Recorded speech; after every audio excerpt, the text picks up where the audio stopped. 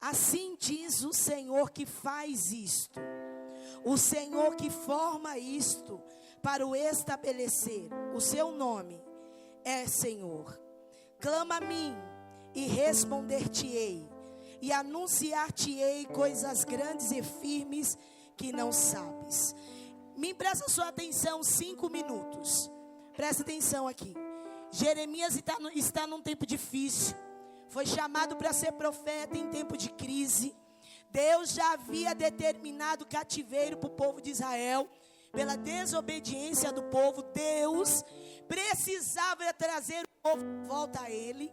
E nós precisamos entender que quando nós estamos longe, Deus cria situações para nos trazer para perto. E Deus vai fazer isso com o povo de Israel. E no meio disso tudo, no meio do que Deus está fazendo, Deus levanta um profeta. Esse profeta tem a responsabilidade de entregar a mensagem de Deus. Mas entregar, olha aqui para você entender. Entregar a mensagem de Deus não é fácil, porque eu não entrego aquilo que eu quero, eu entrego aquilo que Ele manda. Eu não falo aquilo que eu penso, eu falo aquilo que Ele quer que eu fale. Só que no meio das entregas das mensagens que Deus vai dar a Jeremias, o povo não aceita a mensagem, Cíntia. Porque o povo está achando que Deus não vai cumprir aquela palavra que Deus estava dando a Jeremias. Porque é palavra de cativeiro. Quem quer ouvir que vai passar na prova? Ninguém.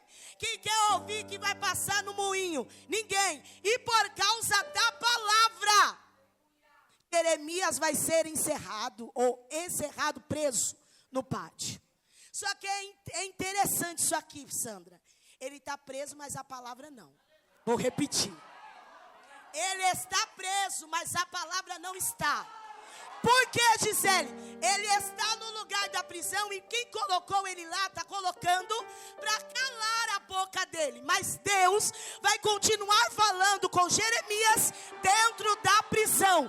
Gisele, eu não entendi. Não importa a situação que te coloquem, a palavra do Senhor, ela chega até você, aonde você estiver. Deus está falando com Jeremias pela segunda vez. Não é a primeira vez que Deus está falando com Jeremias na prisão, é a segunda. E o interessante é que o que Deus vai falar agora nessa segunda vez vai complementar a primeira. Por quê? O povo olha a situação de Jerusalém e Deus disse que ia permitir que Jerusalém fosse destruída. Só que o interessante é que a primeira vez que Deus está mandando dizer a palavra, Sandra, Deus vai falar assim a primeira vez. Anota aí, pega um vaso de barro, compra um terreno, coloca dentro do vaso de barro e fala para esse povo que ainda aqui está tudo desolado, parece que não vai ter mais nada, mas fala para eles que vai ter gente aqui para comprar terreno nesse lugar. Ah, você não entendeu, você não entendeu. O que Deus está falando é que um lugar onde não estava, mas e não iria ter ninguém, ia ficar desolado, ia voltar a ser povoado e ainda ia ter comércio no lugar. A segunda vez que Deus fala, Deus vai confirmar. E eu costumo dizer que Deus carimba. Sabe aquele carimbo do juiz? Sabe aquele carimbo do cartório? Sabe aquele carimbo de um documento? É o que Deus está fazendo aqui. Aí a Bíblia vai dizer assim, que o Senhor vai falar com Jeremias pela segunda vez. Primeiro, o Senhor vai se apresentar como aquele que é. Aleluia, quem está falando? Assim diz o Senhor que faz. Ele não está falando de outra pessoa, é Deus falando. Eu não sou qualquer um, eu faço. Você não entendeu e eu vou repetir. Quem está falando não é homem que pode prometer e não cumprir. Quem está falando é o Deus que faz. Eu sou o Senhor que faz. A segunda coisa que Ele se apresenta, o segundo poder que Deus apresenta é o Senhor que forma. Forma no latim quer dizer aquele que cria, aquele que dá a forma, aquele que modela. Sabe o que Deus está dizendo? Pode parecer que não tem nada, pode parecer que não vai acontecer nada, mas eu faço e eu vou dar forma para isso aí que eu falei que vai fazer. Ó, coisa, quando nós pensamos nisto, a Bíblia vai me dar a alusão para ir a muitos versículos, mas eu vou no versículo do princípio. A Bíblia diz que no princípio, aleluia, criou Deus, não tinha, não existia. Criou Deus céus e a terra, não tinha. Quem fez? Ele. Quem criou? Ele. Tinha árvore? Não. Quem criou? Ele. Tinha mar? Não. Quem criou? Ele. Tinha animais? Não. Quem criou? Ele. Tinha homem? Não. Quem criou? Ele. O que impossibilita Deus criar na tua vida aquilo que Ele disse que vai fazer? Ele é Deus que forma, Ele é Deus que cria. E a Bíblia vai dizer que Ele continua dizendo: eu não só crio, eu estabeleço. Estabelecer no latim quer dizer aquele que coloca de pé sem chances de cair. Eu vou repetir. O que Deus está dizendo que vai fazer na sua vida, não vai ser hoje e amanhã vai cair, não. Vai ser hoje, vai ser amanhã, vai ser na terça, vai ser na quarta, vai ser na quinta. Deus não é Deus de obras passageiras. Deus é Deus de obras estabelecidas.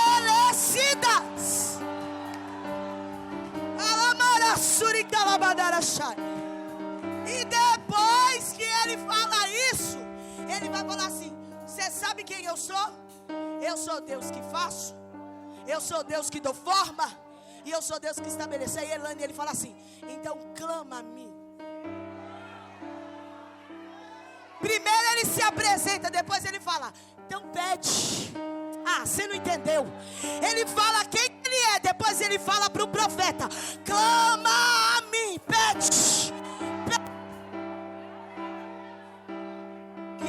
Glória ao nome santo do Senhor. Aí Ele fala assim, ó: clama a mim. Clamar no original da palavra quer dizer gritar. Ele está falando: grita não aos deuses, grita não à vizinha, grita não à amiga, grita a mim, pede para mim, fala para mim. E quando o Senhor fala isso, Ele fala pedindo, mas pastor Marcos, Ele vai garantir uma coisa. Ele fala assim: pede, clama a mim e responder-te-ei. Você entendeu?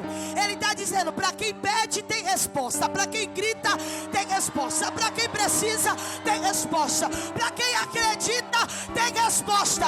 E o mais interessante é que a resposta que Ele vai dar, e aqui eu vou terminar, a resposta de Deus nunca vem na proporção que eu imagino.